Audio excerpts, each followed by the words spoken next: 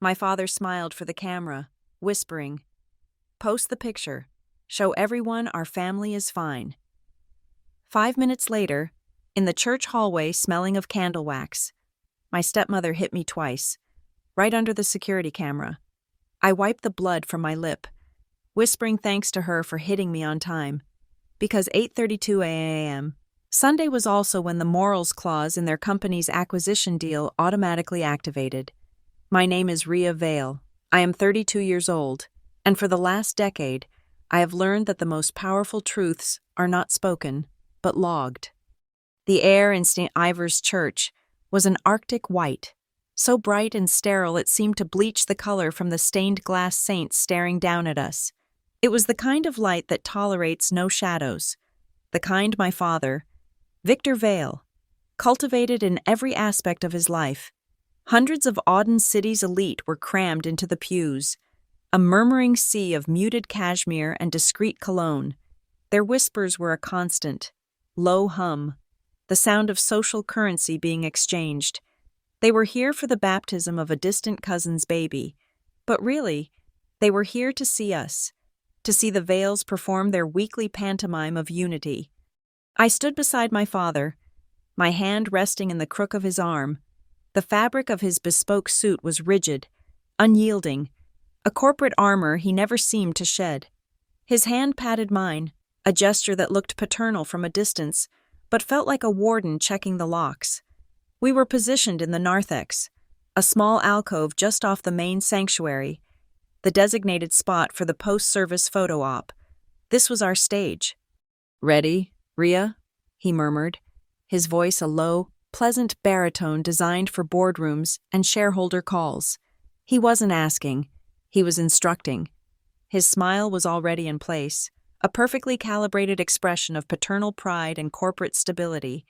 It was his CEO smile, the one that graced the cover of Meridian Monthly. It never, ever reached his eyes. I raised my phone, the sleek black rectangle feeling cold and heavy in my hand. I angled it, catching the light just so, framing my father, my stepmother Dahlia, and myself against the backdrop of the ancient oak doors. Dahlia slid in beside him, her smile a brilliant, predatory slash of crimson. She smelled of Baccarat Rouge 540, a scent so aggressive it felt like an invasion. Her hand found the small of my father's back, a possessive, territorial gesture. I was on the outer edge, the necessary but inconvenient accessory to complete the picture of a blended family, the silent, compliant daughter. "Post the picture," my father whispered, his smile unwavering as I pretended to adjust the focus. The command was soft, almost gentle, but it carried the weight of an executive order. "Show everyone our family is still strong, that we're fine." Fine. The word was a lie, a carefully constructed piece of public relations.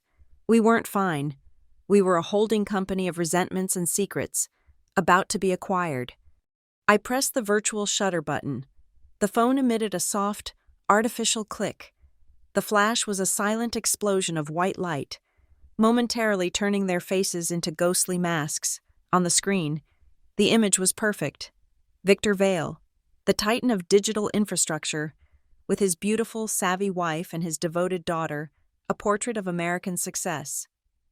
I tapped the share icon, my thumb hovering over the pre-written caption. Before I sent it live, I swiped into the photo's details. The metadata was already embedded, a string of digital DNA, geotag, St. Ivor's Church, 452 Grace Avenue, Auden City, timestamp, 08:32:11 a.m. My finger pressed Save to Secure Folder first, a flicker of a progress bar, then a confirmation. The image was now a record. Then, her fingers dug into my arm.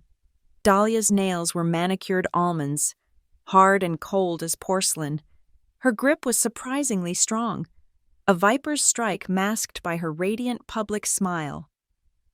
"A word, Rhea," she hissed, her voice a venomous counterpoint to the distant organ music. She pulled me away from my father, who simply watched, his smile faltering for a fraction of a second before being professionally restored. He had his image, The rest was operational detail he delegated to his chief marketing officer, his wife. She dragged me from the bright narthex into the adjacent hallway, a long, narrow corridor that led to the church offices. The air here was different, thick with the scent of old paper and beeswax from the votive candles. The light was dimmer, a series of weak, buzzing fluorescent tubes overhead. Our footsteps echoed on the worn marble tiles. The main door swung shut behind us, muffling the civilized hum of the congregation, leaving us in a pocket of charged silence. The only sound was the faint electronic whir of a security camera mounted high in the corner, its single red light a tiny blinking eye. Dahlia spun me around, her face a mask of controlled fury. Her eyes, the color of expensive whiskey, were blazing. "Don't you dare embarrass me," she snarled, her voice low and serrated. "Don't you stand there with that look on your face like you're some kind of martyr. You think I don't see you? Judging, always judging." I said nothing. I kept my expression neutral, my hands unclenched at my sides. I had learned long ago that fuel was the one thing her fires could not burn without. Silence was a vacuum. "You are a ghost in this family, a footnote. You exist in this world because Victor allows it," she continued, stepping closer, the cloud of her perfume thickening around me. "You will stand there, you will smile, and you will play your part. Is that understood?" I held her gaze. I didn't nod. I didn't speak. I simply watched her. And that, I knew, was the greatest provocation. She needed a reaction, a submission. My stillness was defiance. Her hand came up so fast, it was a blur of motion. The sound of the slap was shockingly loud in the quiet hallway, a sharp, flat crack that echoed off the stone walls. It felt like a hammer blow, a concussive force that snapped my head to the side. The impact radiated through my jaw, and a hot, metallic taste filled my mouth. My vision swam for a second, black spots dancing in front of the flickering fluorescent lights. I had a perfect, unobstructed view of the blinking red camera. Angle, perfect. Lighting, adequate. Subject, centered. I slowly turned my head back to face her. I didn't raise a hand to my cheek, though it burned as if seared by a hot iron. I tasted the blood from my cut lip. I just looked at her, letting her see the complete absence of fear in my eyes. Her rage, having found no purchase, escalated. "You little bitch," she spat, and the second slap came. This one was with the back of her hand, harder, meaner. It caught me on the same cheek, the sharp crack of her rings against my cheekbone echoing the first blow. This time, I was ready for it. I didn't flinch. I didn't move a muscle. I absorbed the impact. A human data collection device registering the event, on my left wrist, my smartwatch, hidden beneath the cuff of my silk blouse, vibrated silently. Its screen, visible only to me, displayed the log. Biometric spike detected. Heart rate, 68 BPM, 142 BPM, ambient sound. Anomaly, peak 89 dB. Duration, 0.4 seconds. Event logged, 37:02 a.m. I took a slow, deliberate breath. I met Dahlia's furious, panting gaze. Her chest was heaving, her perfectly coiffed hair slightly askew. She was waiting for the tears, the screaming match, the drama she thrived on. She was waiting for the fight. Instead, I gave her a small, calm smile. I raised my fingers to my mouth and dabbed at the trickle of blood on my lower lip, my movements measured and precise. "Thank you," I said, my voice quiet but clear, each word perfectly enunciated. "Thank you for confirming the time." The confusion that washed over her face was more satisfying than any revenge I could have imagined in that moment. Her anger, so solid and immense a second ago, dissolved into a fog of bewilderment. Her brow furrowed. What? What the hell are you talking about?" I didn't answer. I simply took a step back, retrieving my phone from my pocket. My hands were perfectly steady. I navigated to a custom app, its icon a stylized silver alder leaf. With a single swipe, I initiated a preset protocol, The screen displayed a confirmation prompt. Execute package. 0832, Mac event. I pressed confirm. A small progress bar filled instantly. Package uploaded to Alder 7. Integrity verified. The package contained 2 items: the pristine family photo, timestamped 083211, and the smartwatch's biometric and audio log of the assault, timestamped 083702. Both events were now linked by location, participants, and a 5-minute window, a sealed, encrypted, and legally unimpeachable record stored on a server network so secure it was practically a ghost. Alder 7 was my creation, my secret vault. Next, I opened my encrypted messaging app. My lawyer's contact was at the top. The message was already drafted. I just had to hit send. Event logged, clause time synced. The double checkmark appeared almost instantly. A moment later, a reply. Acknowledged. Stand by. I slipped the phone back into my pocket. The entire sequence took less than 15 seconds. Dahlia was still staring at me, her mouth slightly agape, the gears of her manipulative mind grinding, trying to process what had just happened. She couldn't. My response wasn't in her playbook. I wasn't a victim. I was a registrar. Without another word, I turned and walked back toward the narthex. I pushed the heavy door open, stepping back into the brilliant white light and the sea of polite murmurs. My father was right where I had left him, deep in conversation with a city councilman, his PR smile firmly back in place. He glanced at me, his eyes flicking to my throbbing cheek, a flicker of something, annoyance, concern, before it was gone. He expected me to be composed. He did not expect me to be armed. I pulled out my phone one last time and navigated to my social media profile. There it was, the picture I had taken just minutes ago. It already had 100 likes. I read the caption I had so carefully crafted the night before. A blessed Sunday morning with the people who matter most. Family is everything. The post was live. The geotag was active. The timestamp was public. A harmless, generic, perfectly curated piece of content. I smiled. A real smile this time, feeling the painful pull of the cut on my lip. It was harmless. Until, suddenly, it wasn't. It was the trigger. It was the before shot. And the after was now securely logged, time-stamped, and waiting. My father, Victor Vale, is a man who builds worlds. As the CEO of Northway Meridian, he lays the digital infrastructure that connects cities, the fiber optic nerves and data fortresses that power the modern world. He is a titan, a visionary, a ruthless pragmatist who understands that perception is not just part of the product, it is the product. Northway. Meridian didn't just become a billion-dollar entity through superior technology. It did so because Victor understood the narrative. His early years were rockier, peppered with hostile takeovers and media narratives that painted him as a corporate raider. And in America, you can be a predator, but you must eventually masquerade as a patriarch. So, he built a new world. The Vales, a perfect standard-issue American family, designed from the ground up to scrub his public-facing profile clean, to be the soft-focus human interest story that blunted the sharp edges of his business practices. And Dahlia is his chief architect. As chief marketing officer, Dahlia didn't just manage Northway's brand. She was the brand. She curated our lives with the same meticulous, soulless precision she used for a product launch. Our home was her primary set piece. She orchestrated an aesthetic of aspirational authenticity. The kitchen always smelled of warm bread or simmering herbs, even if no one was eating. Beige cashmere sweaters were draped artfully over cream-colored sofas.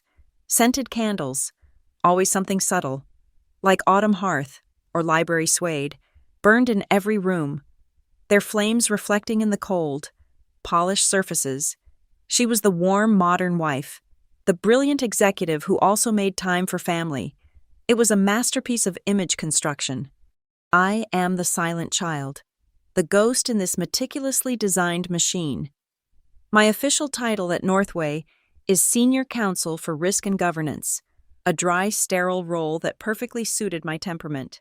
I was the one who read the fine print, who anticipated the legal icebergs, who quietly cleaned up the messes before they became headlines. I was essential to the operation, but invisible to the brand. In Dahlia's curated social media feeds, I existed only as a like, or occasionally, the disembodied hand holding the camera. Victor needed my mind, but Dahlia needed my absence. My presence, with my mother's eyes and my refusal to perform, was a flaw in the narrative. This performance was never more critical than during the last 6 months.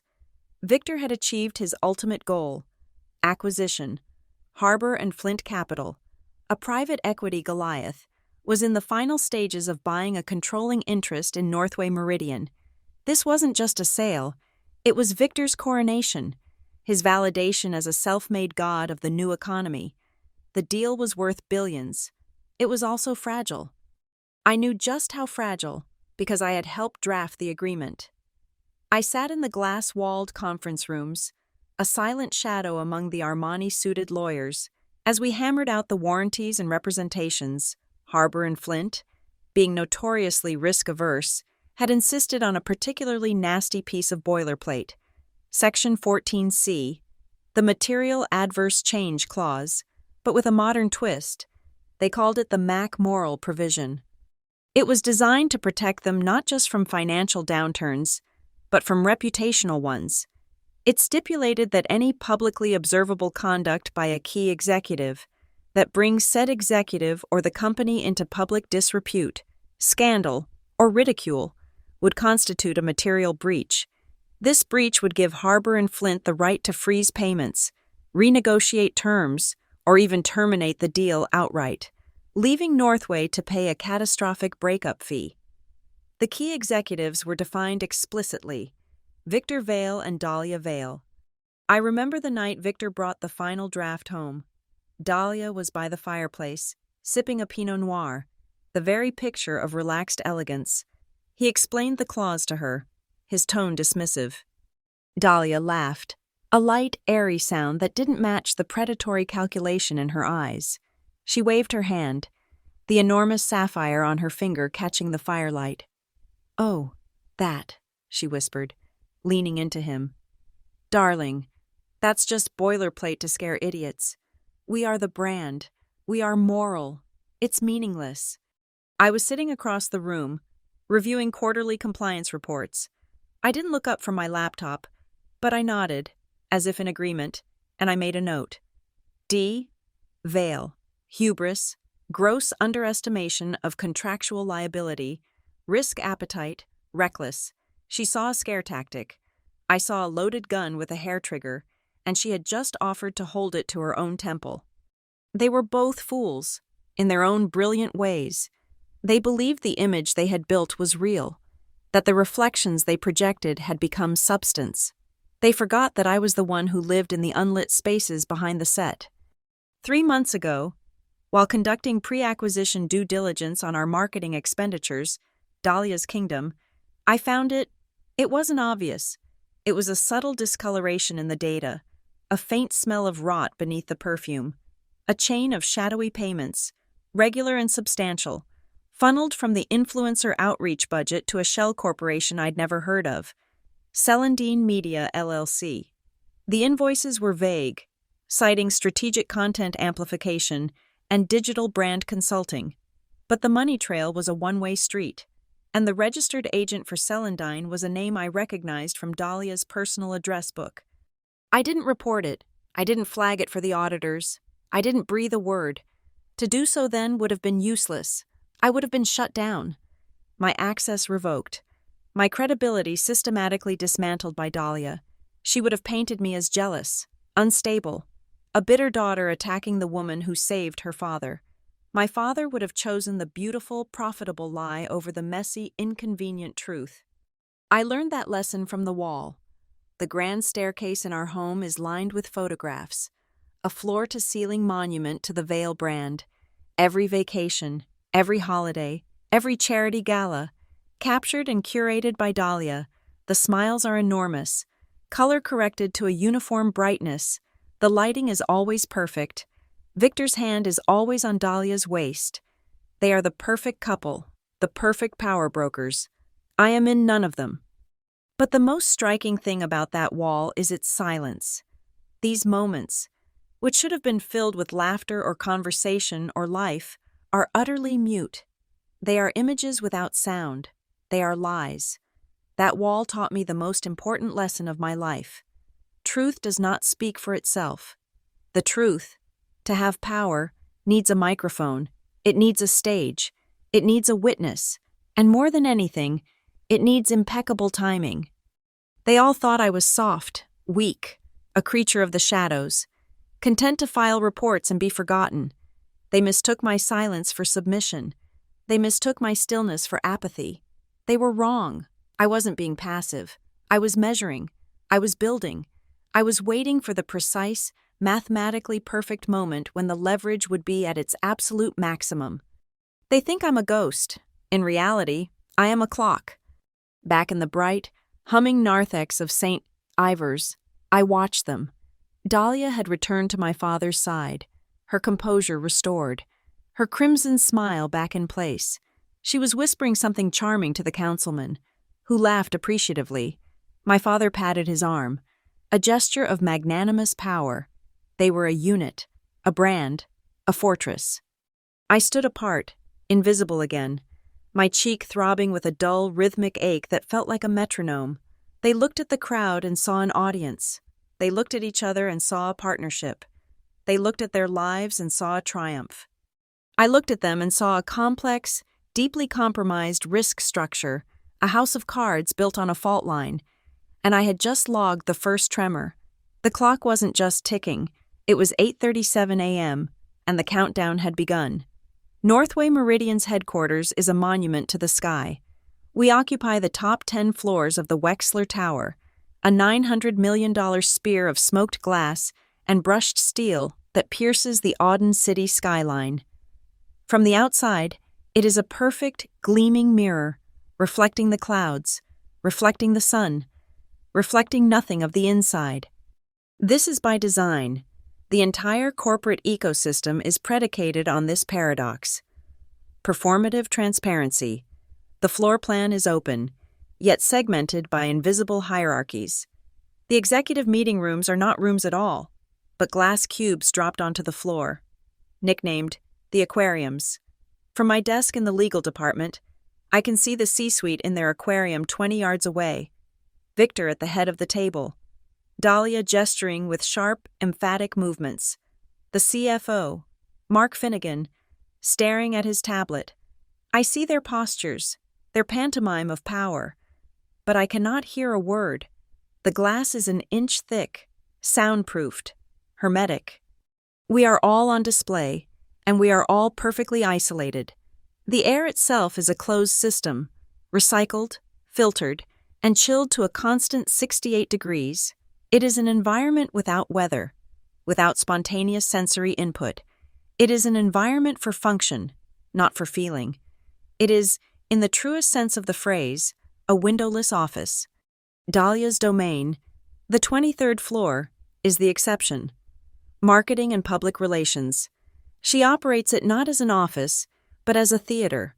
The lighting is warmer, the furniture is softer, and the air is thick with the scent of expensive diffusers. But it is the most brutal department in the company. Dahlia is the director, and her staff are cast members, hired for their looks and their ideological flexibility. They do not have meetings. They have narrative sessions. They do not write press releases. They craft brand stories. She runs the floor with a series of unwritten scripts.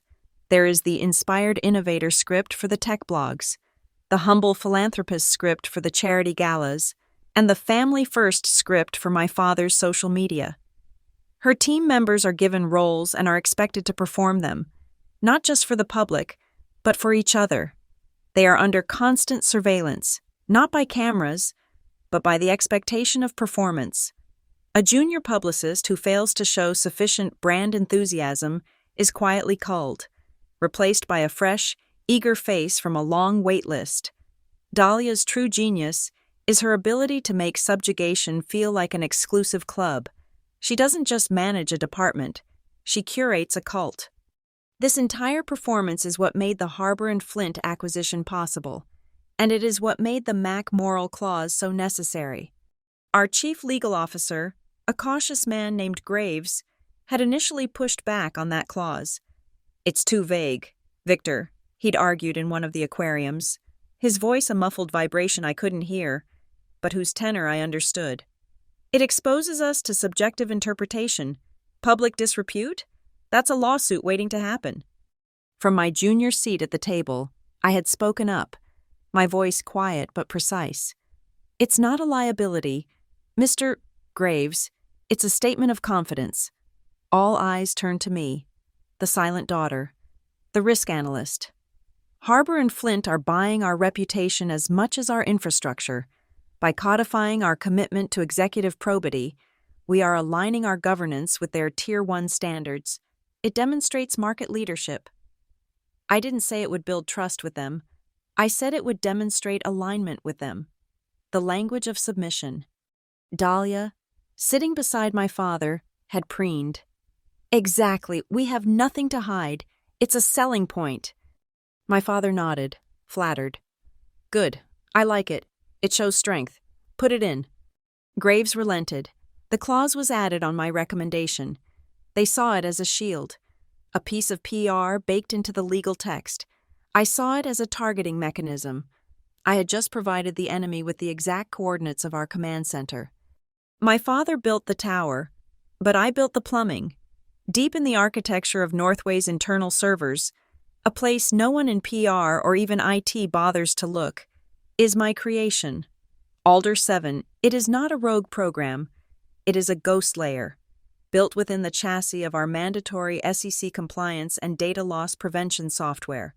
On paper, Alder 7 is a simple governance protocol I designed to monitor and archive high-risk data streams for audit purposes. It creates automated, encrypted backups of executive communications, expense reports, and network logs, all under the guise of protecting the company from external threats. But Alder 7 has a secondary function, a private partition keyed only to my biometric signature. It doesn't just log, it correlates, it cross-references timestamps, it flags ambient audio anomalies from network-connected devices, like my smartwatch. It links IP addresses to specific user actions. It is a silent, sleepless, automated witness that watches the watchers.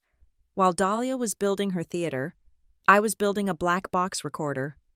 The clock for the final act started 3 weeks ago. The Harbor and Flint deal was structured in 2 tranches. The first payment was made on signing. The second, and most significant, tranche, $240 million, was scheduled to be wired on the Tuesday after the baptism. Its release was contingent on a final, clean sign-off on all financial and governance warranties. Our CFO, Mark Finnegan, called me to his office. Finnegan is not a veil loyalist. He is a man of precise, brutal arithmetic. He has no brand. He has a balance sheet. "Rhea," he said, not looking up from his triple-screen setup, "Harbor and Flint are getting jittery. Their auditors are asking about the Q3 marketing spend. It's robust." "Dahlia's department is our most successful," I said, repeating the company line. "Her department is a black box," he countered, his mouse clicking rapidly. "I need you to go through her discretionary fund. I need your signature on a risk abatement summary. I am not having that $240 million payment frozen because our CMO is buying gold-plated staplers. Make it clean. Sign off." It was the invitation I had been waiting for. He wasn't asking me to investigate. He was asking me to provide him with plausible deniability. I took the access he granted and dove into the raw data. I spent 2 nights, illuminated only by the glow of my monitor, following the money. Most of it was standard, if obscenely inflated: retainers for PR firms, deposits for lavish events, artist fees for influencers. But then I found it, a recurring wire transfer, $150,000 a month for the last 8 months, routed to an entity called Celandine Media LLC. The invoices were vague, template-based, citing strategic content seeding and digital agency fees. They were all approved by Dahlia's executive assistant. Celandine Media. The name was new. I ran a search outside our system. It was a Delaware LLC, registered 9 months ago. I paid the fee for the articles of organization. The listed managing member was Jade Vale. Not a name known within Northway, but a name I knew well. Dahlia's cousin, a former model who lived in Scottsdale and sold high-end real estate, a woman with zero experience in digital marketing. I pulled the IP logs for the invoices.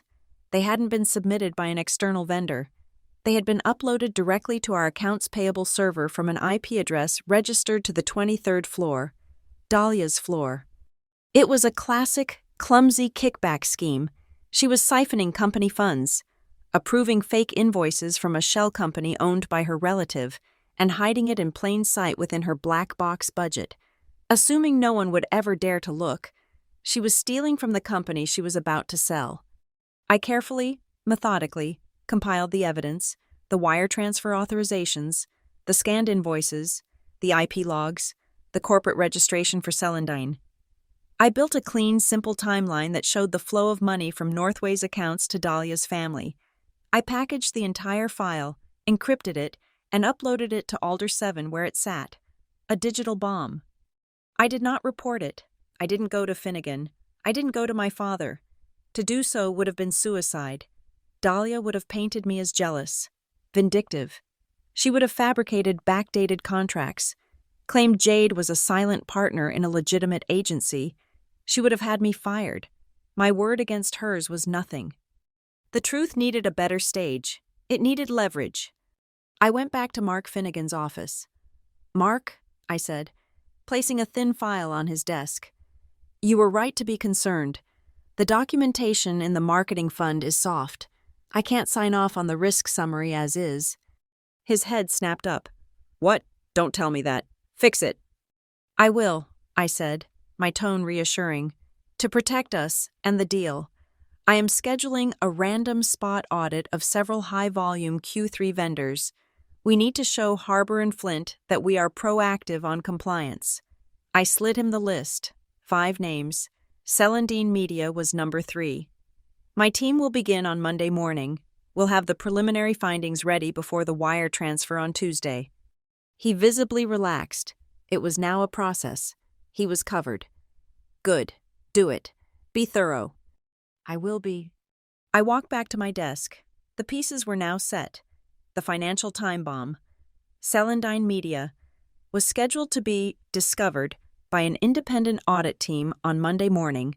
The legal mechanism, the MAC moral clause, was embedded in the acquisition contract, waiting for a trigger, and the trigger, the publicly observable conduct, was set to occur in the bright, cold, camera-filled hallway of St. Ivor's Church. Dahlia thought she was attending a baptism. She had no idea she was walking into the most important meeting of her life. The clock was ticking, and I was the only one who could hear it. The post was live. 08:32:11 a.m. Geotag. St. Ivor's Church. Caption. "A blessed Sunday morning with the people who matter most. Family is everything." On the screen, Dahlia was radiant, a beacon of familial grace. My father looked proud. I looked present. It was a perfect piece of content.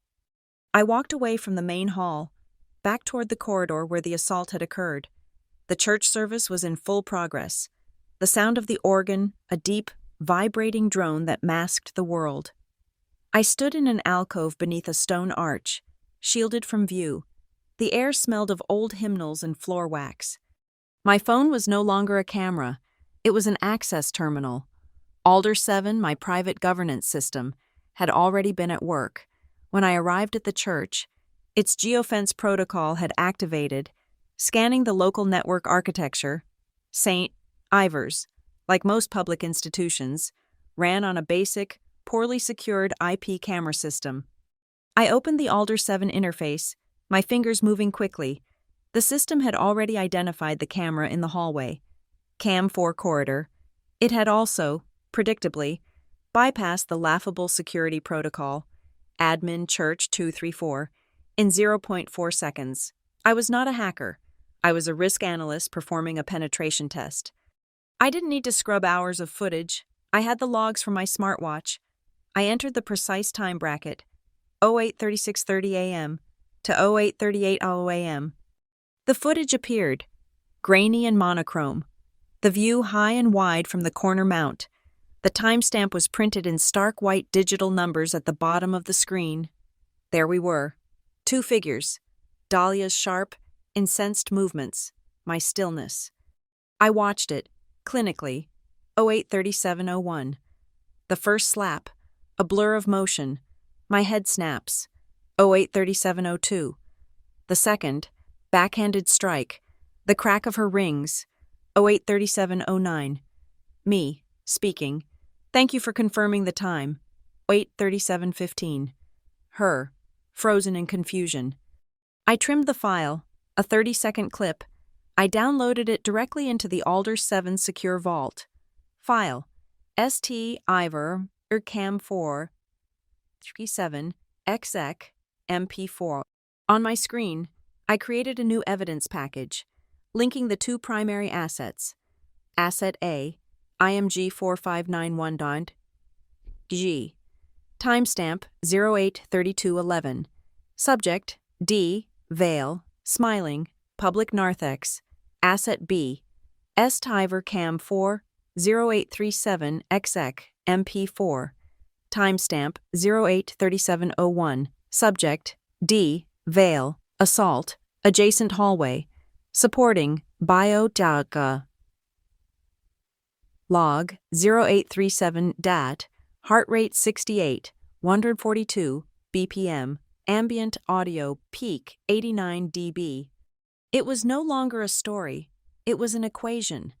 Asset A plus asset B equals a 5-minute sequence of events, inextricably linked by location, time, and participant. It was an undeniable, objective, before and after. Next, I pulled up the acquisition agreement. Section 14C, the MAC Moral Clause. I scrolled to the definitions annex. The clause was triggered by conduct by a key executive, that is, or is reasonably likely to become, publicly known or publicly observable. Dahlia would argue the hallway was private. Dahlia would be wrong. A hallway in a church, a building open to the public, monitored by a security camera, is not a private residence. It is not the privileged sanctuary of her bedroom. It is a publicly observable space. Her conduct was recorded. I was simply the first to observe it. I had pre-drafted the protocol weeks ago. It was a simple, automated email script within Alder 7, waiting only for the final evidence package to be attached. The recipient list was precise. To Arthur Dempsey, General Counsel, Harbor and Flint, Maria Flores, Head of Compliance, H&F, Compliance Autolog at hfcap.com, BCC, my personal attorney, Harris Llewellyn, escrow agent. The subject line was sterile, designed to trigger their internal risk alarms. Potential MAC trigger event. Northway Meridian. Ref E SE 14C. The body of the email was clinically brief. Confidential and privileged communication. To the Office of the General Counsel.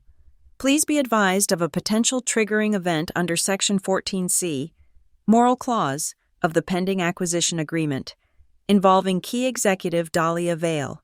An evidence package containing source-verified image, video, and biometric data logs has been compiled.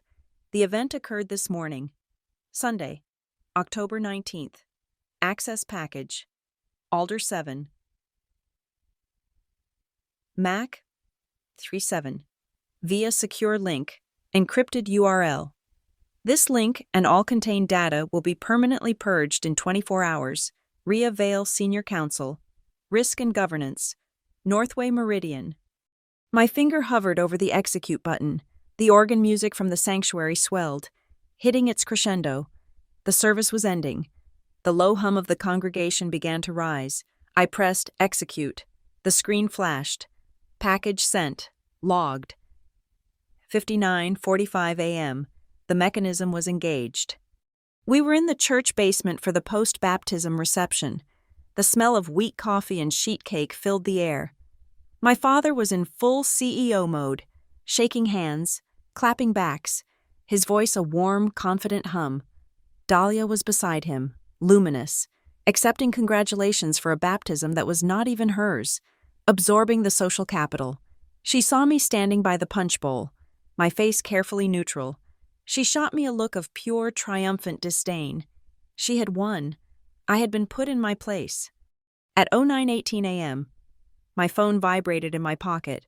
Not a call, not a text. It was an encrypted server notification from Alder 7. Alert. Link accessed.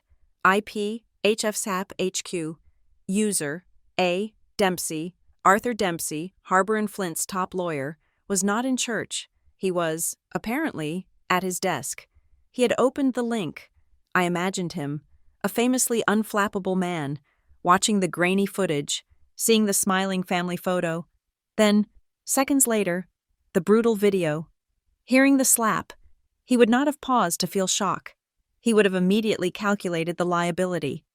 The speed of the digital financial world is terrifying. At 09:37 a.m., my corporate email, synced to my phone, exploded. It wasn't an alert from Alder 7. It was the inbound missile, a high-priority email. From Arthur Dempsey, General Counsel, Harbor and Flint Capital. To Victor Vale, Mark Finnegan, CFO, Graves. CC. A list of 10 names. The independent members of the Northway Board of Directors. Subject: urgent. Notice of potential breach and immediate payment freeze. The text was ice. Victor, in light of disturbing evidence received by my office at 08:59 a.m. regarding the conduct of a key executive, Harbor and Flint Capital is hereby invoking its rights under Section 14C of the acquisition agreement, effective immediately. All pending financial transfers, including the Tranche 2 wire, $240,000, are frozen indefinitely. We consider this a material adverse change. Pending a full investigation, we are convening an emergency call of the board for 07 a.m. tomorrow. Do not contact my team. All further communication will be directed through legal counsel. 19 minutes, from Dempsey opening the file to the financial execution. Across the room, my father's phone buzzed. He pulled it from his pocket, his smile still fixed from his conversation with the bishop. He read the screen. The smile did not fade. It shattered. The blood drained from his face, leaving a waxy, gray pallor. He stumbled, catching himself on the back of a folding chair. "Victor?" Dahlia said, her laugh dying in her throat. "What is it? What's wrong?" He didn't speak. He couldn't. He just held the phone out to her. She read it. Her face went through a rapid, terrifying series of transformations. Confusion, to disbelief, to pure, undiluted rage. Her eyes, black with fury, snapped up and found me across the room. That single, impulsive act of violence in the hallway, an act she probably hadn't even remembered 5 minutes after she did it, was now a $240 million financial lever. She was on me in seconds, grabbing my arm, dragging me out of the reception hall and back into the same empty corridor. The camera high in the corner watched us, its red light blinking. "You," she hissed, her voice a low vibration. "What did you do?" "I logged an event," I said. "You sent them that video? You think they'll believe that? I'll say it's fake. I'll say it's staged. I will tell them you're unstable, that you're vindictive. My PR team will have this buried by noon." She was already in crisis mode, the CMO building a narrative. But this wasn't a narrative. "You can't," I said simply. "Your PR team is built to fight opinions. They are not built to fight metadata. They will claim it's fake. Harbor and Flint's forensic team will subpoena the church's server logs, and they will match the file on the neutral server. They will verify my biometric data against the audio spike. You cannot spin a data packet. The truth is already logged. Dahlia, it's immutable." The fight drained out of her. The calculating mind took over. Realizing the trap was already sprung, she saw the checkmate. "Take it down. Rhea," she tried, her voice dropping to a desperate whisper. Recall the email. Please. We can fix this. We can say it was a mistake. You're destroying your father. You're destroying Northway. I can't recall it, I said. It's already in their system. It's logged. She stared at me, her mind racing, searching for a new angle, a new leverage point. What do you want? She finally spat. Money? My job? What is this? I looked at her, at this woman who had built an empire on image and whispers. I want us to have a talk, I said, but we're not going to talk about the slap. The slap is just the leverage. It's the key that just opened the door. Her eyes narrowed. What door? The door to your special projects budget. I let the silence hang in the air, the name like a ghost between us. We need to talk about Celandine Media. The name hit her like a physical blow. The $240 million freeze was a crisis, a violation of the MAC clause. But Celandine Media, Celandine was fraud. She finally understood. The picture my father had asked me to post, the harmless family photo, was never the weapon. It was just the trigger. It was the timestamp that armed a much, much larger bomb. The name, Celandine Media, hung in the stale, waxed air of the church hallway between us. It was not an accusation. It was a key. Dahlia's face, a moment before a mask of desperate negotiation, went utterly blank. The blood drained from it, leaving behind the waxy, perfect foundation and nothing else. The slap had been a crime of passion, an impulsive act of dominance. Celandine was a crime of calculation. It was premeditated, systematic, and, unlike the slap, it was a felony. Money, even digital money, has a scent. It smells of stale ambition and the faint, ozonic hum of a server farm. For the past 3 months, I had lived in that scent, tracing the ghost trail Dahlia thought she had so cleverly concealed. Back in the sterile silence of my office, under the cold blue light of my monitor, the evidence package sat in its encrypted partition within Alder 7. It was a thing of brutal mathematical beauty. It was not a story. It was a proof. It began with the statements, 47 invoices, submitted over 8 months, a neat, orderly procession of digital ghosts, each one a lie. The vendor was always Celandine Media, LLC. The descriptions of services were a masterpiece of corporate jargon, a word cloud of nothingness. Synergistic brand amplification, influencer ecosystem development, Tier 1 content seeding. Each invoice was for a slightly different amount, $148,500. 1 month, $152,000 the next. To avoid the automated flagging that identical round numbers might trigger, but they all added up, over $7 million, bled from Northway's marketing budget. I had pulled the metadata from each invoice PDF. The lie was right there, in the digital DNA. The files had not been created by an outside agency in Scottsdale. The creator IP address, on all 47 invoices, resolved to the same location, Northway Meridian Headquarters, Wexler Tower, 23rd floor, Dahlia's floor. The files had been created from within the house. But the fraud was more than digital. It was tactile. Attached to the master services agreement with Celandine Media was a scanned copy of the contract. The signature for Celandine was a flourish of illegible ink. Above the typed name, A. Rojas, authorized agent. It was meant to look like an arm's-length transaction with a legitimate third-party vendor. The signature was a forgery, but a lazy one, born of arrogance. Dahlia had assumed no one would ever look this closely.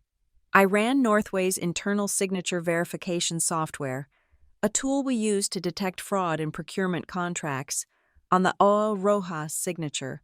I cross-referenced it against the personnel file of every employee on the 23rd floor. I got a match. 94.7% probability, the loops, the pressure, the distinctive upward slant of the final stroke.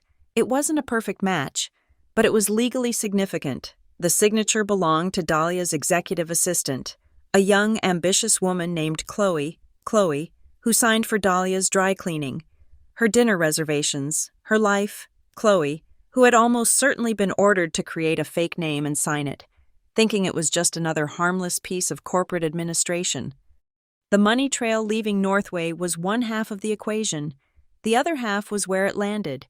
Celandine Media's bank records were beyond my reach, but its tax filings were not.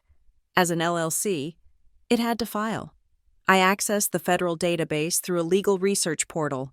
Celandine had one, and only one. Salaried employee, Jade Vale, Dahlia's cousin, her social security number, redacted on the public form, was irrelevant. Her taxpayer identification number was not. It was a perfect match to the tin I found on a background check I had run on Jade months ago. The scheme was complete. Money was allocated from Northway's budget, approved by Dahlia. Fake invoices were created on Dahlia's floor. A fraudulent contract was signed by Dahlia's assistant. The money was wired to a shell company owned by Dahlia's cousin. I visualized it, not as a spreadsheet, but as a diagram of a circulatory system, a Sankey chart. A thick blue band, representing Northway's capital funding, flowed from the left. A significant portion of it was diverted, flowing into the Celandine Media node.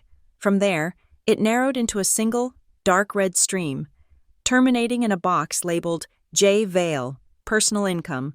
It was a perfect, closed loop of theft, a river of my father's money, diverted by Dahlia's hand to enrich her own family, all under the guise of building his brand. But evidence is only as powerful as the strategy that deploys it. Releasing this information recklessly would create chaos. It would tank the acquisition, destroy Northway's stock price, and mire the company in SEC investigations for years. My father would be ruined. Collateral damage in my war with Dahlia. That was not my objective. I didn't want to burn the kingdom. I wanted to claim it. So, I divided the evidence into two distinct packages. The first was the clean set. This package contained the 47 suspicious invoices and the initial analysis showing the IP address anomaly. It hinted at irregularities and poor vendor management. It was enough to justify the random spot audit I had scheduled for Monday morning. This was the package I had already forwarded to Mark Finnegan's designated independent auditors. It was the trail of breadcrumbs, designed to lead them to the door of Celandine Media, making them think the discovery was their own. The second package was the dirty set. This was everything: the full, unredacted file, the signature analysis matching Chloe, the tax ID match for Jade Vale, the Sankey diagram illustrating the flow of funds. It was not a suggestion of irregularity. It was an airtight indictment of criminal fraud. The clean set was the trail of breadcrumbs. The dirty set was the cage. Last week, I had flown to Boston and met with my personal attorney, Harris Llewellyn, a man who specialized in complex corporate escrow agreements. I deposited the dirty set into his firm's secure digital vault. We then drafted a unique escrow agreement. The vault containing the Celandine evidence could only be opened under two conditions, and it required two keys to be turned simultaneously. The first key was held by me. The second key was held by Arthur Dempsey, the General Counsel of Harbor and Flint Capital. The conditions for the release of the vault's contents were explicit. The formal invocation of the MAC Moral Clause, Section 14C, by Harbor and Flint, or the discovery of material financial fraud, as determined by the independent auditors. It was a legal dead man's switch. By sending Dempsey the video of the slap, I had already forced his hand. He had invoked the MAC clause. He had, unknowingly, turned the first key. Now, on Monday morning, the auditors would walk into Wexler Tower and begin their random audit. They would find the Celandine invoices, the clean set I had already given them. They would flag them as suspicious. They would report their preliminary findings of potential fraud to both Northway and Harbor and Flint. That report would be the second key. When both conditions were met, Harris Llewellyn was legally obligated to release the full, devastating, dirty set to Arthur Dempsey. Dahlia's slap and her theft would become two halves of the same story, a story of a corrupt and unstable executive leadership team. Harbor and Flint would not just have cause to renegotiate, they would have cause to sue. to press charges, to utterly dismantle the Vale Empire. Dahlia stood before me in the church hallway, the full weight of this reality crashing down on her. The slap was the percussive sound of the first tumbler falling into place. Celandine was the sound of the second. She was trapped in a mechanism she hadn't even known existed. Her phone buzzed, then mine, then, from the reception hall, a chorus of buzzes. A calendar invitation had just been sent from Arthur Dempsey's office. Event: Emergency Board of Directors meeting. Location: Wexler Tower. Boardroom. Sapphire. Time: Monday, October 20th, 7 o'clock a.m. sharp. 7 o'clock Monday morning. It was not a meeting, it was a tribunal, and I had just delivered the prosecution's entire case, sealed and certified, ready to be opened. This was not a single-front war. They taught me that in business school. Though they called it ecosystem management, I called it what it was: controlling the territory. While Dahlia built her fragile theater of brand and my father built his empire of glass and light, I had been moving quietly in the shadows of the supply chain. 9 months ago, while I was drafting the fine print of the Harbor and Flint deal, I had incorporated a separate entity, a small, boring, perfectly legal special-purpose company. Kestrel Harbor SPC. Its stated purpose was a deliberate exercise in corporate camouflage: to invest in regional data infrastructure and secondary logistics networks. It was my side project, a minor fund I managed in my off hours, funded by the inheritance my mother had left me, an inheritance my father had always called Ria's little hobby money. But Kestrel Harbor did not invest in infrastructure. It invested in vulnerability. Northway Meridian does not build its own fiber optic routers. It does not mill its own server racks or synthesize its own proprietary cooling fluid. It relies on a web of smaller, highly specialized suppliers, companies that are brilliant at engineering and terrible at finance. These suppliers are wholly dependent on Northway's massive, consistent contracts.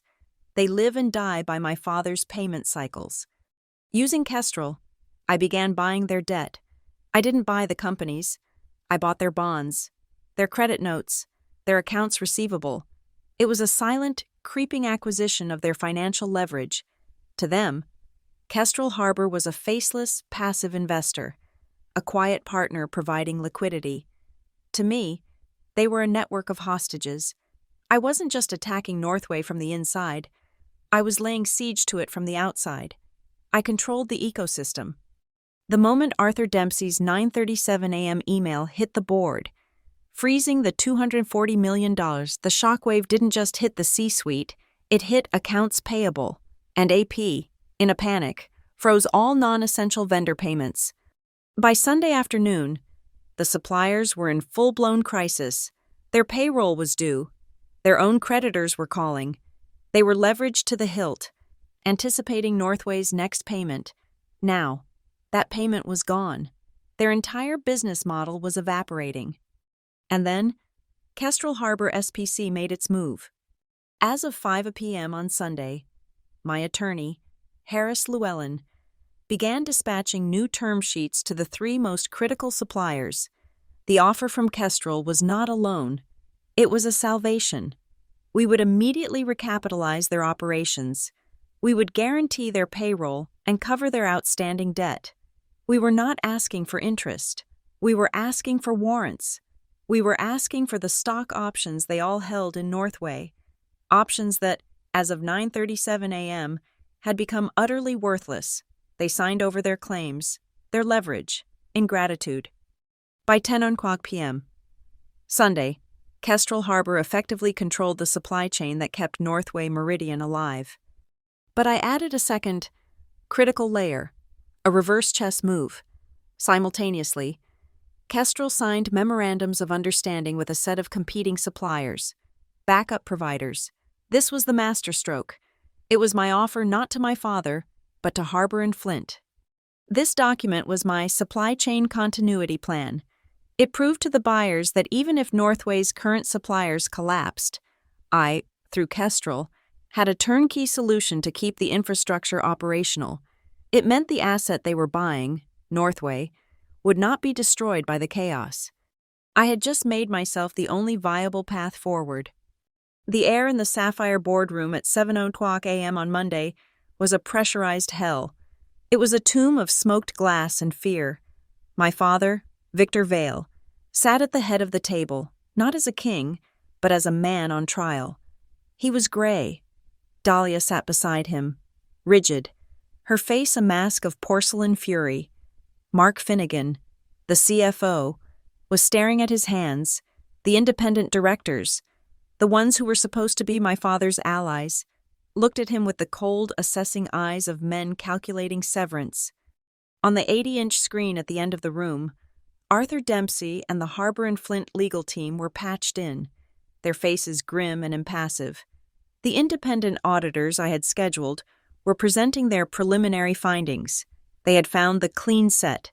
They spoke of Celandine Media, of significant irregularities, and potential self-dealing.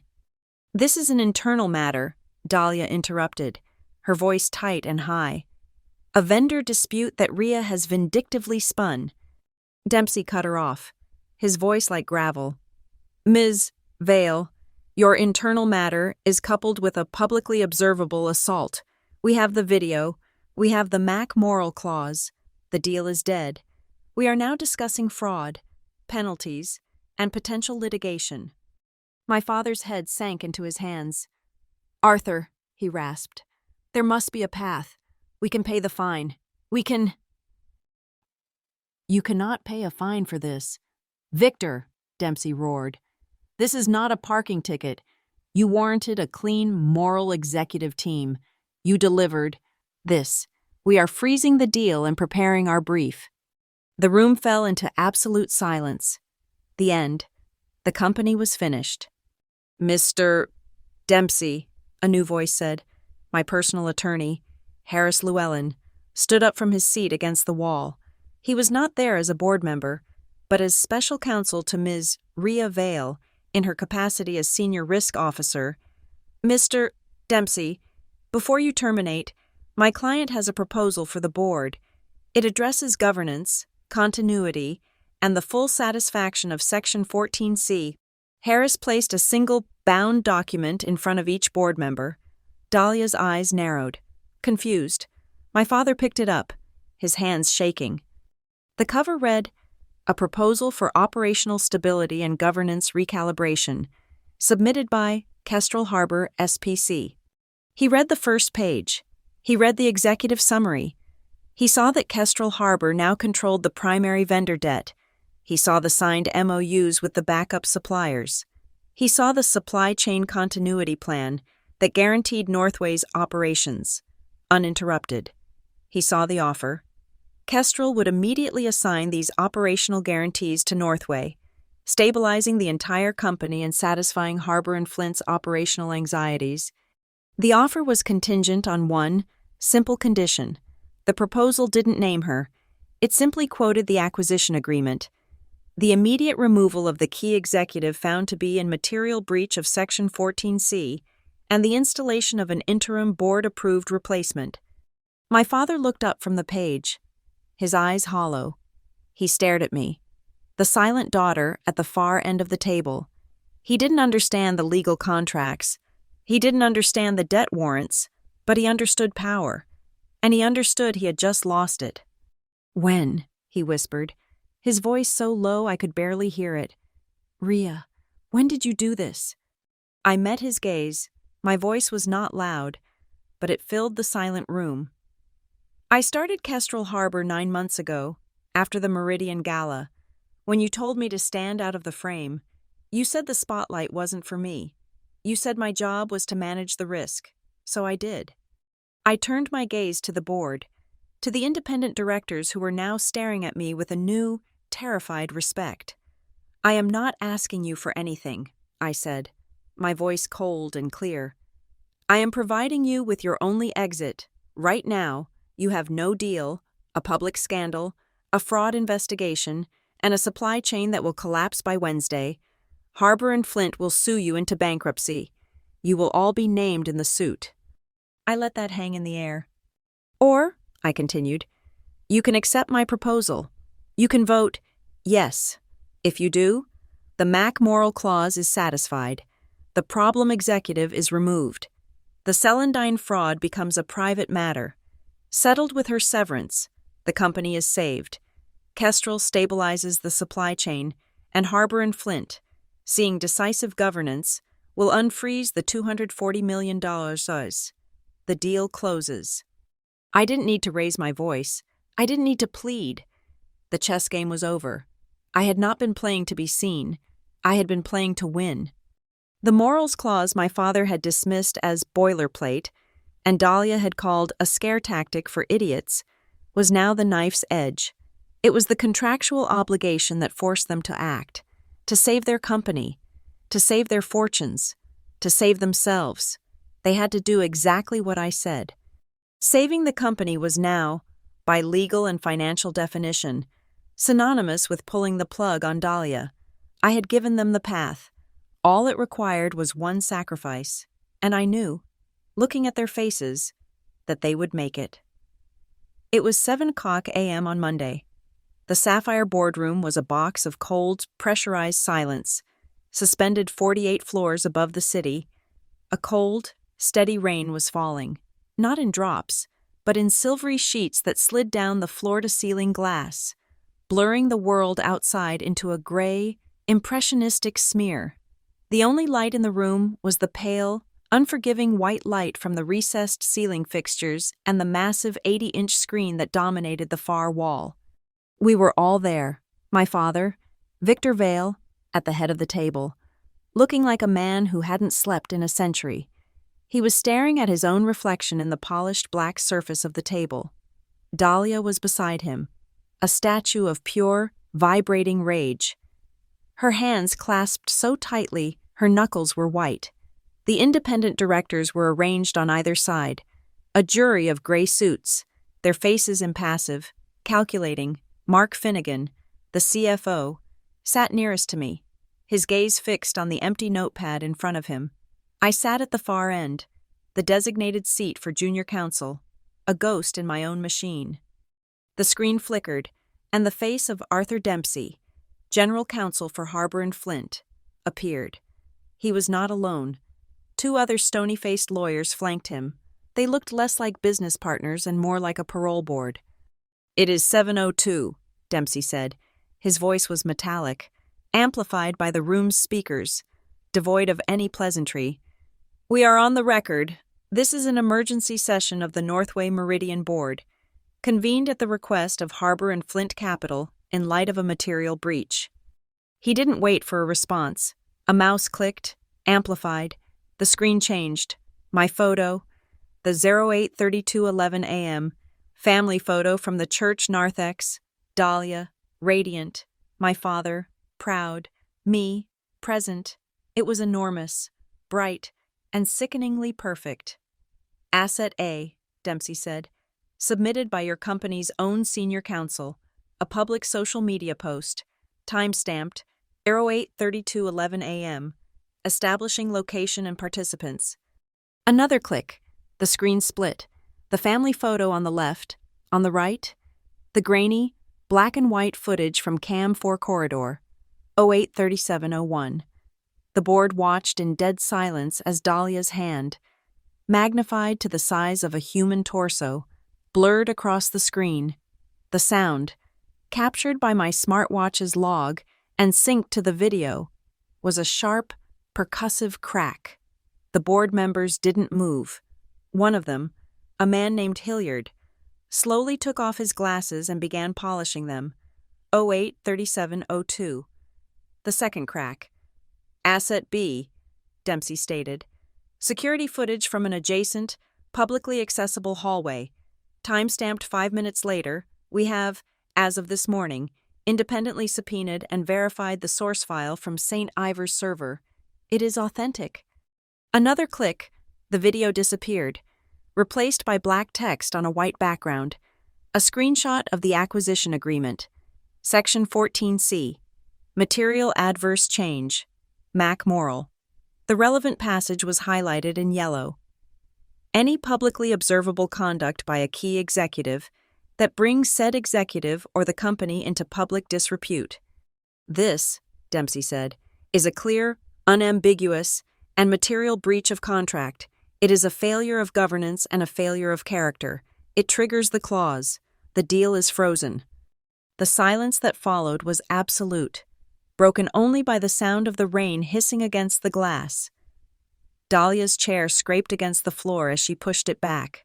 Standing up, her voice was shaking but loud. Context. You have no context for this. This is a private family matter. This is a disagreement. That my vindictive, unstable. Ms. Vale, Dempsey's voice was a blade. The screen changed again. Definitions Annex, page 114. 2. Publicly observable. Any conduct not occurring within a private, secured residence, which is or could be seen or recorded by any third party, including, but not limited to, civilian witnesses or security apparatus. The definition, Dempsey said, was drafted by your own legal team. It is not ambiguous. There is no context for a battery that satisfies this clause. Please sit down. Dahlia stood there for a moment, exposed, her mouth half open. Then, slowly, she crumpled back into her chair. I'll pay, my father said, his voice a hoarse rasp. He was looking at Dempsey, pleading. Whatever the fine is, a penalty, I will personally cover it. We will make Harbor and Flint whole. Victor, Dempsey said, and for the first time, there was a trace of pity in his voice. We are not buying you. We are not buying your wife. We are buying your company. We are buying its assets, its infrastructure, and its governance. Right now, its governance is worthless, and its key marketing executive is a walking multi-million-dollar liability. You cannot pay this. You must cure it. Cure it? The CFO, Finnegan, spoke up, his voice dry. What does that mean? Cure it. It means the breach must be rectified. The source of the breach must be removed, per the contract. Until then, the $240 million stays in escrow, and our litigation team remains on standby. This was the moment. The blade was at their throats. Mark Finnegan, the CFO, slowly pushed a single, thin, spiral-bound report into the center of the table. In that case, Finnegan said, the MAC clause is not our only problem. He picked up his uncapped ballpoint pen and nudged the report. The preliminary findings from the spot audit I commissioned, it seems Ms. Vale's judgment, was not limited to church hallways. The report was titled, Vendor Irregularities, Celandine Media, Finnegan's pen, which he had been tapping, slipped from his fingers. It rolled, slowly, across the black table. The sound was a tiny, amplified scratch, scratch, scratch, before it came to a stop, pointing directly at Dahlia. Every director leaned in. They didn't even need to read it. The title was enough. The slap was reputational damage. This was fraud. This was jail time. Dahlia looked at Finnegan, her eyes wide with betrayal.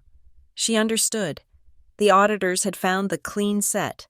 The walls were closing in from every direction. This is... Hilliard, the director, began. This is a catastrophe. My father put his head in his hands. He was broken.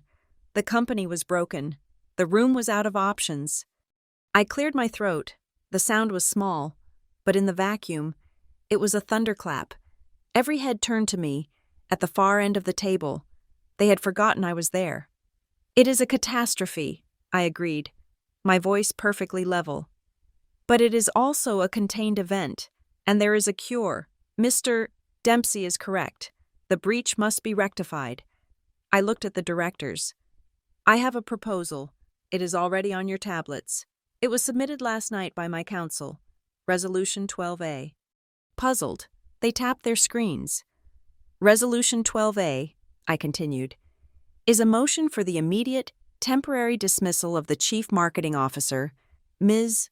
Dahlia Vale, for cause, citing material breach of contract and pending the results of a full internal investigation into the Celandine media account. Dismissal? My father whispered, looking up at me, his eyes wide with horror. Rhea, you can't. In conjunction, I continued, ignoring him. The resolution calls for the immediate appointment of an interim CMO for a 90-day period to restore stability and confidence. This action, per my counsel's discussion with Mr. Dempsey's team, would satisfy the cure provision of Section 14C and allow the deal to proceed. I had given them the knife. Now I was telling them exactly where to cut. Dahlia was staring at me, her expression unreadable. She knew. This was the checkmate. Hilliard, the director, nodded slowly, reading the resolution. An interim CMO. Who? He looked up from his tablet, his eyes fixing on me. Who is nominated? Ms. Vale? You? The air in the room condensed. Of course, this was it. The silent daughter, the ghost, had orchestrated this entire coup to seize her stepmother's throne. The Celandine report, the video, the Kestrel proposal. It was all a power grab. I could see the calculation on their faces. They were repulsed, but they were also trapped. I had them. I let the silence stretch, letting them sit with that assumption. I let them see me as the new predator, the new Dahlia. Then I shook my head. No, I am not the nominee. I am in risk and governance. I am not a marketer. I turned my gaze to a woman sitting beside Finnegan, Sarah Jenkins, the head of compliance, a woman who had been with Northway for 20 years, a woman who despised me, who saw me as a privileged Nepo baby, a woman who was ruthlessly efficient, by the book, and above all, impeccably, boringly clean. The nominee for interim CMO, I said, is Sarah Jenkins. Her record is spotless, and she has the full confidence of the auditors and, I suspect, of Harbor and Flint. Sarah Jenkins's head snapped toward me, her eyes wide with genuine, unadulterated shock. She had been preparing to audit Dahlia, not replace her. The entire narrative in the room shifted. This wasn't a coup. It was a cleansing. I wasn't grabbing for power. I was enforcing the standard. I was sacrificing my own, perceived, ambition to save the company. The directors looked at me with a new, profound understanding. I was not my father's daughter. I was not Dahlia's replacement. I was something else. A vote, Hilliard said, his voice firm. We need to vote on Resolution 12A, all in favor of the immediate dismissal of Ms. Vale and the appointment of Sarah Jenkins as interim CMO. Hands went up. Hilliard, Finnegan, the other two independent directors, Sarah Jenkins herself. After a moment's hesitation, and finally, me. 6 hands. All opposed, Hilliard said. My father's hand stayed on the table. He was a statue. He would not vote against his wife, but he would not vote to save her. To do so would be to vote for the end of his company. Dahlia's hand shot up.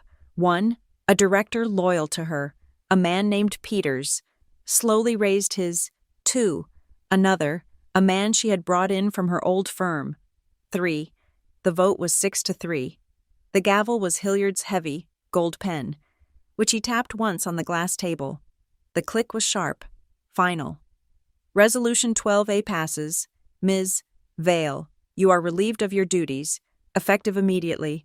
Security will escort you from the building. We will discuss your severance, Ms. Jenkins. Congratulations. Dahlia made no sound. She didn't scream or cry.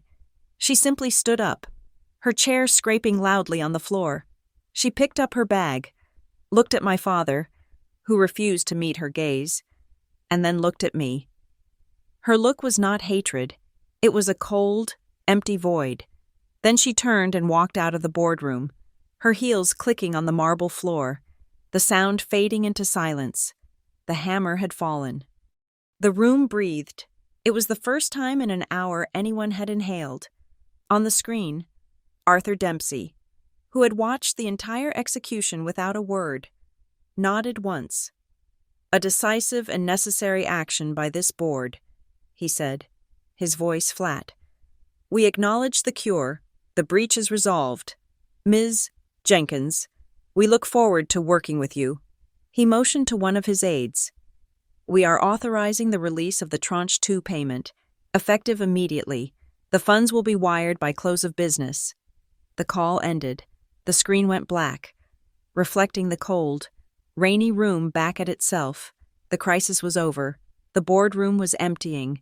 The directors, adrenaline fading, were visibly relieved, murmuring to each other, already focused on the $240 million wire transfer. They gave my father quiet, awkward condolences, the kind you give a man at a funeral. They gave me a wide, respectful berth. I was no longer the ghost. I was the executioner. Sarah Jenkins, the new interim CMO, gave me a look I couldn't decipher. Not gratitude, but a cold, hard assessment. She was already calculating her first move. When they were gone, only my father and I remained in the vast, silent room. The screen was black. The only sounds were the hum of the ventilation and the steady, relentless hissing of the rain against the glass. He didn't move for a full minute. He just stared at the chair Dahlia had occupied, the one she had scraped against the floor. Then, without looking at me, he said, "The terrace." He pushed himself up, his movements stiff, like an old man's. He walked not to the main exit, but to a small, unmarked door at the side of the boardroom. It led to a narrow, enclosed balcony, a concrete and glass box designed for executives to take private, stressful calls. It was barely a balcony. It was an outdoor closet, suspended 48 floors above the city. I followed him. He slid the heavy glass door open, and the sound of the city and the storm rushed in. The air was cold, wet, and smelled of diesel fumes and ozone. The rain wasn't falling gently. It was a driving, angular assault, lashing against the thick safety glass that formed the enclosure. The wind howled, a low, grieving sound. My father walked to the far end and stood, his back to me, gripping the wet metal railing. He was looking down 48 floors, at the blurry watercolor city below, a king surveying a kingdom he had almost just lost. I stood in the doorway, the boardroom's sterile air at my back, the storm's cold breath on my face.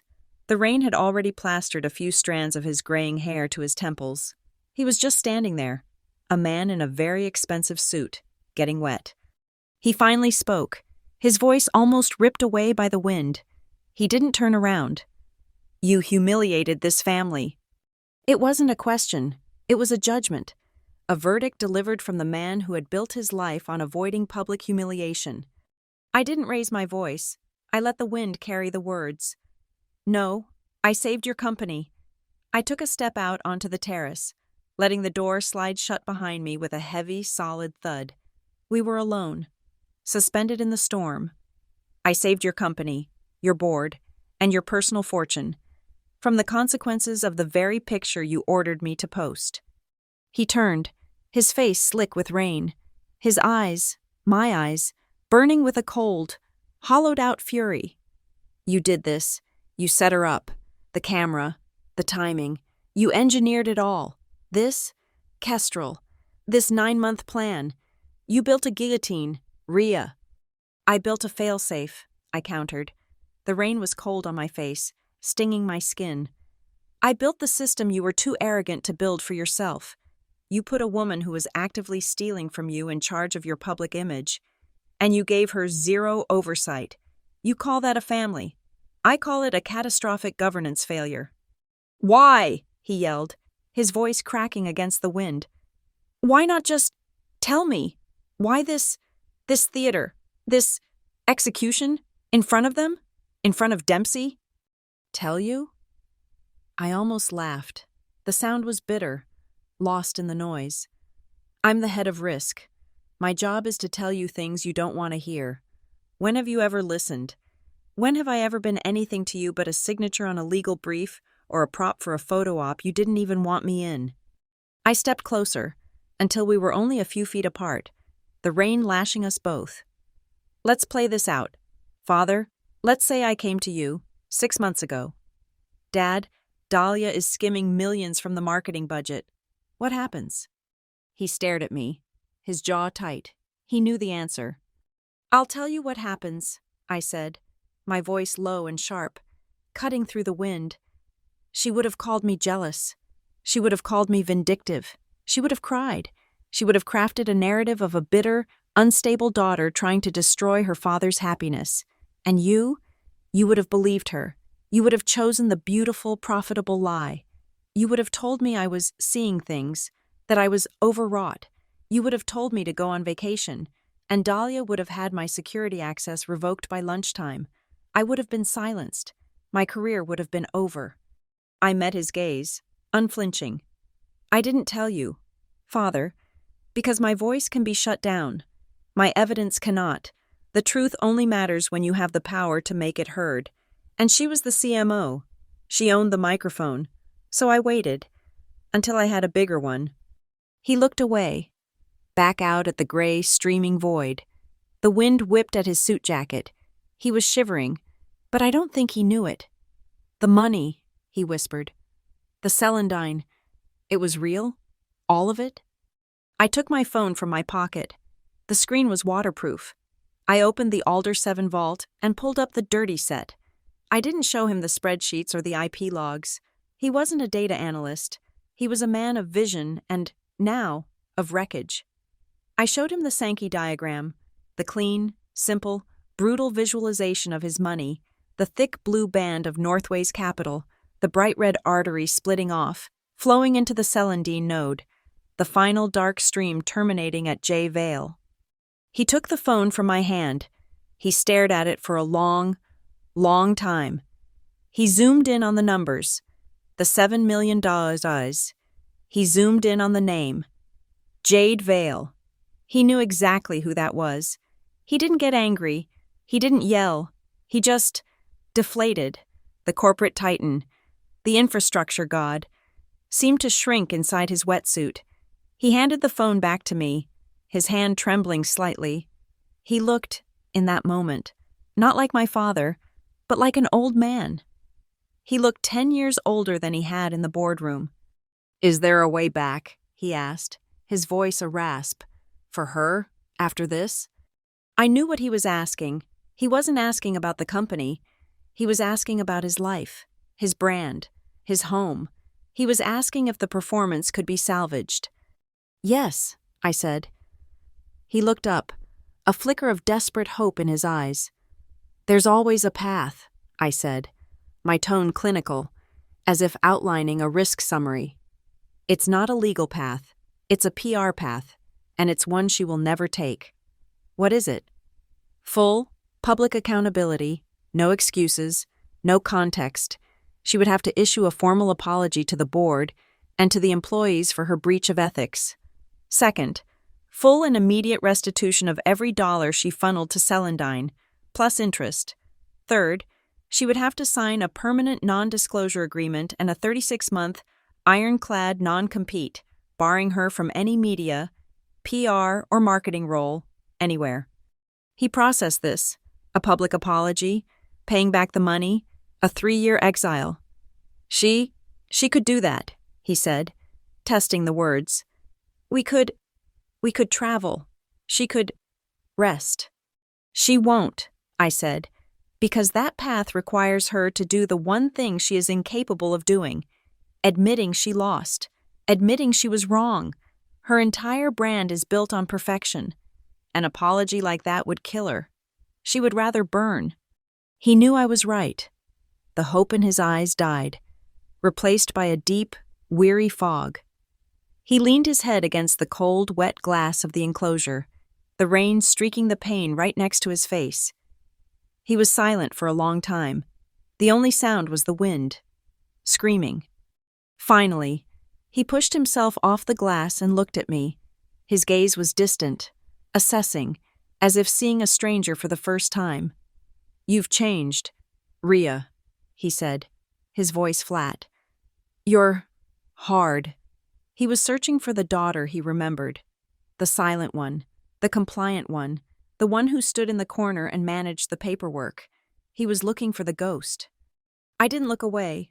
I let him see me, all of me. The clock builder, the data miner, the strategist, the one who had just saved his entire world by calmly, meticulously, and ruthlessly dismantling his wife's. "No," I said. "I haven't changed."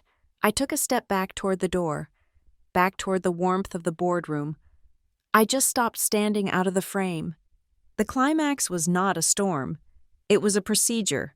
It took place not in a boardroom, but in the company's fourth-floor auditorium, a sterile, tiered room with excellent acoustics, designed for shareholder meetings.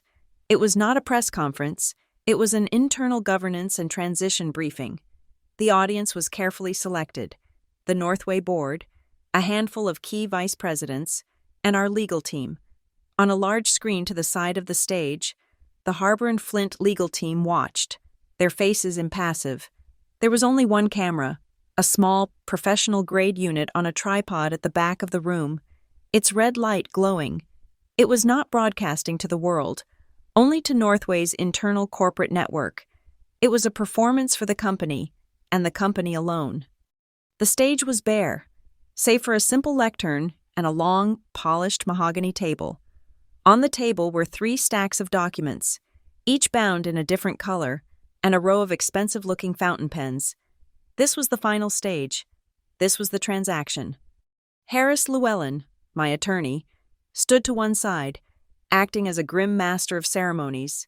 Sarah Jenkins, the new interim CMO, sat in the front row, her expression stern and unreadable. My father sat beside her, a spectator at his own execution, his face a gray, emotionless mask. I stood at the back of the room, near the camera, a stage manager watching my play unfold. At precisely 2:00 p.m., the doors opened and she walked in. Dahlia. She was flanked by her own lawyer, a man with the weary, expensive face of someone who specializes in high-net-worth divorces and corporate implosions. She was dressed in a severe charcoal gray dress. Her hair was pulled back. She wore no jewelry. She was no longer the CMO. She was a defendant. She walked directly to the lectern, her heels making sharp, authoritative clicks on the wooden stage that echoed in the silent room. She did not look at my father. She did not look at me. She looked at the red light of the camera, the unblinking eye of the corporation she had once commanded. She placed her hands on the sides of the lectern, her knuckles white. Her lawyer gave her a slight nod. She took a breath. When she spoke, her voice was not the warm, engaging instrument of a master marketer. It was a dry, hoarse rasp, the sound of ashes. "Good afternoon," she began. The words scraped from her throat. "I am here to address the board and the senior leadership of Northway Meridian." She paused, her gaze unwavering from the camera. "On Sunday, October 19th, my conduct in a public space was unprofessional, unacceptable, and fell far below the ethical standards this company demands of its leadership. I apologize, without reservation, for my publicly offensive behavior and for the damage it has caused to the company's reputation." That was it. 41 words. A statement so stripped of emotion it was an artifact. It was the precise, legally vetted minimum required to satisfy the public apology component of her severance. It was a confession delivered as a press release. She then turned from the lectern and walked to the mahogany table. Her lawyer pulled out a chair for her. He opened the first stack of documents, bound in black, the severance and restitution agreement. He pointed to the signature line. Dahlia picked up a pen, the scratch of its nib against the heavy paper audible in the silent room. She signed her name. A signature that had once authorized multi-million-dollar campaigns now authorized her own exile. She pushed the document across the table. Her lawyer handed her another page, a non-disclosure agreement. She signed. A third page, the 36-month non-compete clause, a document so restrictive it effectively barred her from working in her chosen field in North America. She signed again, her movements stiff, robotic. She did not read a single word. She was merely executing a predetermined sequence. When she was finished, Harris Llewellyn stepped forward. He took the black-bound agreement and placed it in a briefcase. He then placed a second stack of documents, bound in blue, in front of Arthur Dempsey's face on the screen. "Mr. Dempsey, we now have a fully executed cure for the breach, as per our discussion." "On the screen?" Dempsey nodded. He held up a pen to the camera. "We acknowledge the cure. Harbor and Flint acknowledges the cure." He signed a document on his end. "The wire transfer has been authorized. You will have confirmation within the hour." He was gone. The screen went black. Harris then turned to me. He placed the third stack of documents, bound in green, on the table. The Kestrel Harbor SPC agreements. I walked from the back of the room to the stage. I sat in the chair Dahlia had just vacated. It was still warm. I picked up a pen. I signed the documents that officially transferred all of Kestrel's vendor debt warrants and supply chain continuity plans to Northway Meridian. It was a gift, a multi-million-dollar stabilization package, delivered as promised. I had saved the company from the outside, just as I had cleansed it from the inside. My work was done. I stood up and walked to the front row, stopping before Sarah Jenkins. She looked up at me, her expression still one of wary assessment. "Sarah," I said, my voice clear and carrying through the room. "The office of the CMO is yours. You have my full support, and the full support of the board. The Risk and Governance Department is at your disposal." It was not a coronation.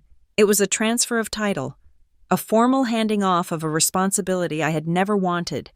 The chair on the stage, the one with the power, was one I had intentionally and publicly refused to sit in. This was not about me taking her place. This was about restoring the standard. Sarah Jenkins stood. She did not smile. She nodded once, a gesture of curt, professional acknowledgement. "Thank you, Ria. I'll need the Celandine audit files by end of day." "They're already on your server," I said. She nodded again and walked toward the stage. Already the CMO. I looked at my father. He had watched the entire proceeding without moving a muscle. He had watched his wife apologize. He had watched her sign away her life's work. He had watched me sign the documents that saved his. He did not clap. He did not speak. He was simply staring down at his own hands, which rested on his knees.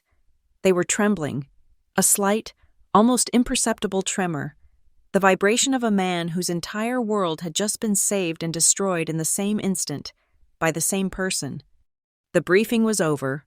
The senior VPs, who had watched in stunned silence, began to murmur amongst themselves, their voices low and conspiratorial.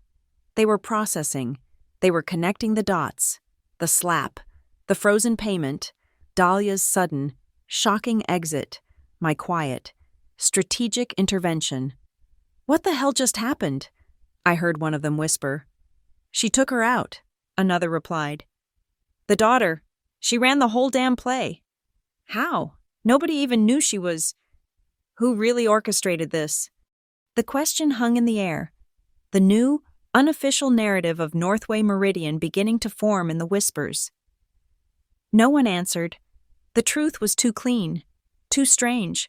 They would never know about Kestrel. They would never understand the MAC clause. They would only know that the ghost in the legal department had somehow, silently, and with terrifying precision, checkmated the queen. I walked back to the tripod at the back of the room. The red light of the camera was still glowing, still recording. It had captured the apology. It had captured the signatures. It had captured the transfer of power. It had captured the birth of the new legend. I reached out and pressed the power button. The red light went out. The screen went black. The broadcast was over. The climax had been reached, and on my command, it was closed. I stepped out of the Wexler Tower's revolving doors, and the world was washed clean. The rain had stopped. The air, scrubbed of its usual grit, was sharp and cold in my lungs. The black marble plaza in front of the building was a vast, dark mirror, reflecting a sky the color of burnished steel. Puddles had gathered in the seams of the pavement, perfectly still, holding the clouds in their depths. The storm had passed. My phone vibrated in my pocket, a single, discreet buzz. I pulled it out. It was an encrypted message from Harris Llewellyn. There was no greeting, no congratulations, just the cold, beautiful finality of a completed transaction. MAC resolved. Funds wired. Escrow closed. Beneath the text was a small, green circle, a status indicator, a period at the end of a very long, very complicated sentence. I stared at that green dot. It represented $240 million. It represented a company saved from itself. It represented a life, dismantled. It was so small. The revolving doors behind me spun again, and she walked out. Dahlia. She was alone. Her lawyer was gone. The security guards who had escorted her from the boardroom were nowhere in sight. She was just a woman in an expensive gray dress, her face pale and empty, holding a small leather handbag. She saw me. Our eyes met for a fraction of a second across the wet plaza. There was no fire in her gaze, no hatred. There was nothing. It was the look of a system that has been shut down. The power cut. The lights out. She didn't slow her pace. She didn't alter her path. She simply glided past me, her heels making no sound on the damp stone, a ghost leaving her own haunting. High above the lobby doors, a security camera. Its lens beaded with moisture, blinked its single, red light. It was still watching, but I didn't need it anymore. Its purpose had been served. I was about to turn toward the street when I saw him, my father. He was standing just inside the glass walls of the lobby, about 20 feet away, a silhouette against the bright, artificial light. He was watching me. He looked like a man trapped behind glass, separated from the real world by an invisible, unbreakable barrier. His hand was half raised, as if he wanted to push the door open, to step out, to say something, but it fell back to his side. He didn't move. He just stood there, his expression lost in the glare and reflections. What could he say? Thank you? I'm sorry? You've destroyed us? All of them were true, and none of them were enough. I didn't try to speak. I just held his gaze for a moment, and then I gave a single, slow nod. It was not a gesture of forgiveness, nor of triumph. It was an acknowledgement, an ending. It is done. He seemed to understand. He gave a slight, almost imperceptible nod in return, and then he turned and walked away, deeper into the empty, gleaming lobby of the tower he had built. I stood there for a moment longer, the cold air on my face, the weight of the last 9 months, the last 10 years, seemed to settle on me, not as a burden, but as a finality. It was over. I had run the clock down to 0. I looked down at my phone again. I swiped away the lawyer's message and opened my photo album. I scrolled back to Sunday morning. There it was. The image that had started it all. My father, proud, Dahlia, radiant, me, present, the perfect family, posed for a single, perfect lie. The caption still felt like a punchline. Family is everything. My first instinct was to delete it, to erase the record, to scrub the lie from existence. It was a tainted artifact, but I stopped. It wasn't a lie anymore. It was a tool. It was the key. It was the trigger. It was the before that gave the after its devastating power. Without that picture, the slap was just an assault. With that picture, it was a breach of contract, a violation of governance, an act of hypocrisy so profound it had toppled a queen. It was not a memory. It was evidence. My fingers moved over the screen. Options. Rename file. The cursor blinked. I deleted the default designation img4591.jpg. I typed in a new name, a new truth. Evidence that saved us, JPG. I hit save. The name changed. The context was now, and forever, corrected. There was no rush of victory, no triumphant swell of music in my head. There were no fireworks against the steel gray sky. There was only a profound and quiet sense of order. The pieces were back in their correct places on the board. The system had been balanced. The standard had been enforced. Sarah Jenkins was in charge of marketing. The Celandine money was being returned. The morals clause was now a weapon with a known and proven battlefield application. It was just right. I sent one last message, A simple, direct order to the 2 senior lawyers on my risk team. Lock the specific language of the MAC moral clause from the H&F agreement into our standard M&A template. Effective immediately. This is the new baseline for all future deals. No exceptions. This was never about one woman. It was about the loophole she represented. It was about ensuring that the brand could never again be used as a shield for corruption. It was about making the standard non-negotiable. A text bubble appeared almost instantly. Understood. As I read the confirmation, the sky, which had been a uniform sheet of gray, began to tear. A single, brilliant shaft of late afternoon sun broke through the clouds, striking the top of the Wexler Tower. The wet glass of the building ignited, transformed from a dull mirror into a beacon of blinding white gold light. It was beautiful, an unexpected, unearned moment of grace. I put my phone in my pocket. My work was done. The end. Thank you so much for listening to my story. I'd love to see where you're all tuning in from. So please drop a comment below and let me know where in the world you are. Let's connect and share our thoughts on the story. If you enjoyed it, please consider subscribing to the channel and giving this video a like. And to help this story reach even more people, please support us by hitting that hype button. It makes a huge difference. Thank you again.